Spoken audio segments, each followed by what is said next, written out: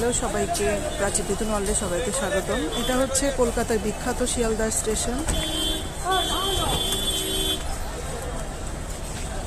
আমরা শান্তিনিকেতন যাচ্ছি বোলপুর।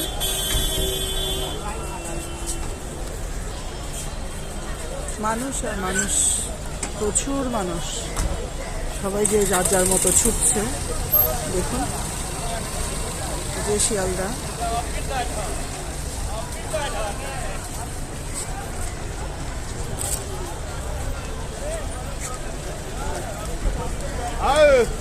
কলকাতার হচ্ছে একটা ঐতিহ্যবাহী স্টেশন।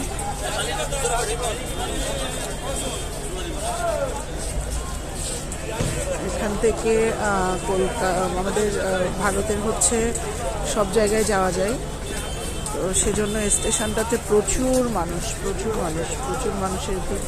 দুইটা স্টেশন আছে, একটা শিয়ালদা আর একটা হচ্ছে হাওড়া। এখানে আসলে প্রতিনিয়ত হাজার হাজার লাখ লাখ মানুষ যাওয়া আসা করে, আপনারা দেখতেই পাচ্ছেন। আর শিয়ালদা স্টেশন আর হাওড়া স্টেশন এগুলো হচ্ছে অনেক বড় স্টেশন। আমি যতটুকু জানি আরও একটা স্টেশন আছে, কিন্তু আমি কখনো ওইটাতে যাইনি। আমি বেশ কয়েকবার গিয়েছিলাম, সেটা হচ্ছে শিয়ালদা এবং হাওড়া স্টেশন।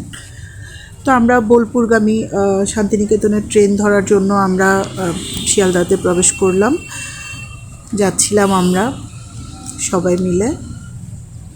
আর একদম ভোরবেলা ছিল, আমাদের ট্রেন ছিল 7:30টায়। আর ওরা হচ্ছে প্রচুর পাংচুয়াল, ওরা খুব টাইমটা মেনটেন করে।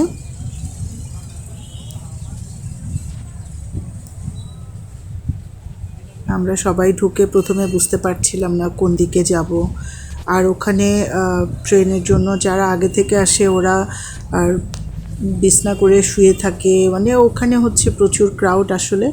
তো আমরা একটা গার্ডের থেকে জেনে নিলাম, গার্ড বলল যে 9 নম্বর প্ল্যাটফর্মে বোলপুরগামী শান্তিনিকেতনের ট্রেন, সেই ট্রেন। তো এটা হচ্ছে লোকাল ট্রেন। ওখানে আমি প্রথমে মনে করেছিলাম এক্সপ্রেস ট্রেন যায় না, বাট যায়, শতাব্দী যায়।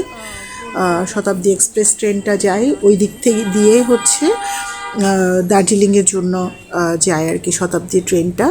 কিন্তু আমরা শতাব্দীর টিকিট পাইনি, আমরা লোকাল এই ট্রেনটা করে গিয়েছিলাম। 2 ঘন্টা প্লাস সময় লাগে। দেখুন ওখানে শুধু মানুষই দেখা যায়। আর ওদের লোকাল ট্রেন বলতে হচ্ছে অনেক স্ট্যান্ডার্ড, ওদের পরিষ্কার পরিচ্ছন্ন বলেন, সব কিছু মিলিয়ে আসলে খুব ভালো।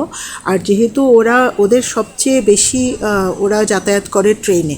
দেখুন ট্রেনের ভেতরটা কি সুন্দর পরিষ্কার পরিচ্ছন্ন। আমাদের দেশে আসলে আমাদের অনেক সম্পদ আছে, কিন্তু আমরা যত্ন করে রাখতে পারি না। এখানে দেখুন, এই যে আমরা চলে আসলাম, আমি শান্তিনিকেতনে, আমি পুরো জার্নিটা শেয়ার করতে পারলাম না।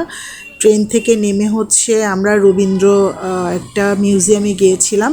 এরপরে আমরা আমাদের হোটেলে চলে এসেছি। সেই আমাদের হোটেল রামশ্যাম ভিলেজ রিসোর্ট। এটা হচ্ছে সোনাঝুরি বাজারেই একদম অবস্থিত। আপনারা শান্তিনিকেতন নিয়ে যারা জানেন তারা তো জানেনই, সোনাঝুরি হচ্ছে খুব নামকরা একটা বাজার, যেখানে হাট বসে দিনের আলোতে। দিনের আলো ফুটলে হাটটা বসে, আবার সূর্যের আলো যখন চলে যায় হাটটা বন্ধ হয়ে যায়।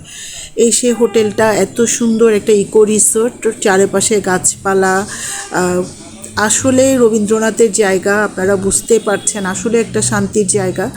আর রবীন্দ্রনাথের প্রত্যেকটা স্মৃতি বিজড়িত, এত সুন্দর করে গোছানো শান্তিনিকেতন, আমি হয়তো না গেলে কখনোই বুঝতে পারতাম না। এটা হচ্ছে আমাদের হোটেল এবং এটা হচ্ছে হোটেলের আশেপাশে। রাত্রেবেলা আসলে ভীষণ সুন্দর লাগে হোটেলটা।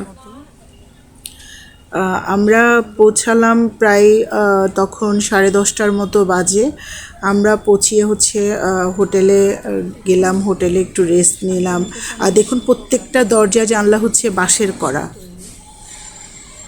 আর মাটির। এই হোটেলটা আসলে পাকা, কিন্তু উপরে হচ্ছে মাটির প্রলেপ দেওয়া, মানে মাটির ছোঁয়াটা হচ্ছে ওরা রেখেছে যাতে মানুষ মাটির সংস্পর্শে থাকতে পারে। দেখুন পুরোটা গাছ, আমাদের যেগুলো দেশীয় জিনিস আছে ওগুলো দিয়ে বানানো।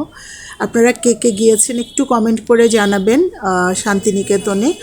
আশা করছি আমার এই ভিডিওটি আপনাদের অনেক ভালো লাগবে। শান্তিনিকেতন আসলে খুব প্রাণের জায়গা, রবীন্দ্রনাথের স্মৃতি বিজড়িত একটা জায়গা। রবীন্দ্রনাথ তার জীবদ্দশায় শান্তিনিকেতনে থাকতে খুব পছন্দ করতেন। এটা আমাদের রুম, আমরা একটা কম্বাইন্ড রুম নিয়েছিলাম।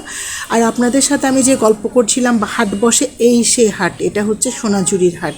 এখানে সব কিছু পাওয়া যায়, একদম অনেক কিছু পাওয়া যায়। তো আমার এই ভিডিওটি আপনাদের কেমন লেগেছে একটু কমেন্ট করে জানাবেন। আমি ধাপে ধাপে করে আপনাদের সাথে সব কিছু শেয়ার করব। সবাই ভালো থাকবেন, সুস্থ থাকবেন।